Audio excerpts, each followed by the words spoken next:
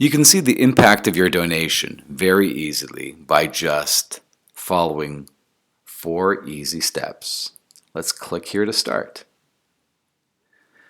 First thing you see is a question asking you, what province do you live in? The reason why we ask this question is because every province has different tax brackets, and by starting off by identifying which province you're in will lead us to the next step, which is asking what your household income is. Every province has got a different tax bracket based on household income. So let's just pick one in general here. And as we click on it, you will see the third step. And the third step asks you to select an asset. So this would be either a stock, a mutual fund, real estate, registered investment like an RSP or a RIF, or small business shares. So let's pick stocks. If we pick stocks, and assume that your stock is worth $25,000 today, and you paid $15,000 for it. So you will have a capital gain, as you see on the right-hand side, of $10,000. And then the line below that in the box to the right says that based on your capital gain, the tax owing on your capital gain is $1,649 based on your tax bracket. So what happens when we go and input a number like $5,000?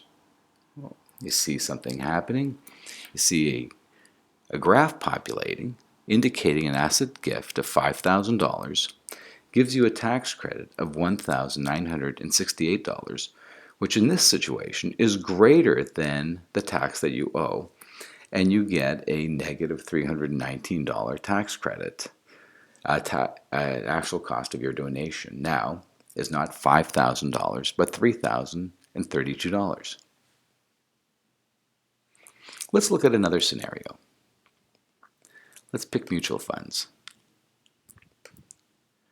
So here's mutual funds. We still have the same province, the same household income, but now the mutual fund is worth $100,000 and you paid $25,000 for that mutual fund. Let's see what happens when you actually decide to make a donation, because according to this scenario, you owe, without making a donation, and because you have a $75,000 capital gain, you will owe $16,279. Let's put a number in here. Say $20,000 donation generates, you can see, a $7,992 tax credit. Now your tax has been reduced to $8,287. So your $20,000 asset donation from your mutual fund cost you only $12,008. Let's select another scenario, such as real estate, non-principal residence, not the house you live in, not the condo you live in. Let's say it's your cottage. Assume that you bought your cottage for $500,000. You paid $100,000 for it. What happens if you make a donation here because you owe $99,000 in tax on your capital gain?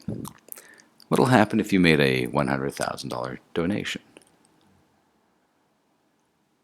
A $100,000 donation gives you a $40,000 tax credit, allows you to reduce your tax from $100,000 to $58,940, and now the actual cost of your donation is the tax credit minus the donation is equal to the actual cost of the asset donation.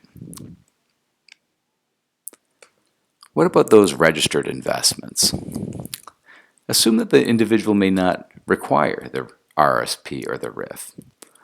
Here's a person who has a $400,000 registered investment, and they owe $198,120. What about if they made a $100,000 donation? How is that going to look? Well, $100,000 will give them a $40,000 tax credit. It reduces their $198,000 tax to $158,000. And now their $100,000 donation only cost them $59,880. And then the last scenario are small business shares. Assume that somebody has a business that's worth $1 million, and the original cost to start their business was $50,000. They're going to owe $34,808. Let's take a look and see what happens if they were to make a $25,000 donation. Oops. $25,000 donation gives them a $10,000 tax credit. They've reduced their tax from $34,000 to $24,808, and now their $25,000 donation has only cost them $15,000. So this is a quick walkthrough. I hope this has been helpful. If you have any questions, don't hesitate to call us.